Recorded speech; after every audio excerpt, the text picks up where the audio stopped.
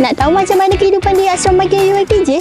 Jom kami bawa anda melihat kemudahan yang disediakan khas untuk keselesaan para pelajar. Jom kita mulakan dengan bilik tidur.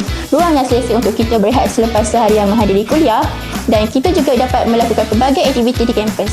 Keselamatan pelajar menjadi keutamaan. Kemudahan keselamatan seperti CCTV dan keakses keluar masuk akan disediakan bagi memastikan persekitaran asrama selamat dan terkawal. Kalau nak fokus belajar atau siapkan tugasan, terdapat ruangan belajar yang tenang dan sesuai untuk sesi belajar bersama rakan-rakan. Nak rehat ataupun berborak, bilik lepak menjadi tumpuan para pelajar untuk meluangkan masa, bersantai dan mengeratkan hubungan persahabatan.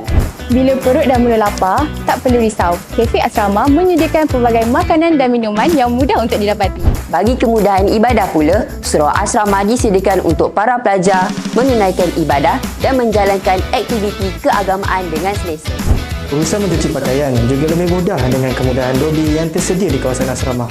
Korang keluar atau pulang ke bilik, anda boleh singgah di lobi asrama yang selesa. Di sini juga kami menyediakan vending machine dan menawarkan pelbagai pilihan makanan minuman ringan untuk mengisi tenaga pada bila-bila masa sahaja. Asrama ini lengkap dengan pelbagai kemudahan. Ia bukan sekadar tempat tinggal, tetapi juga ruang untuk belajar, berehat dan mencita pengalaman sepanjang gelar mahasiswa. Selamat datang ke asrama KUIPJ.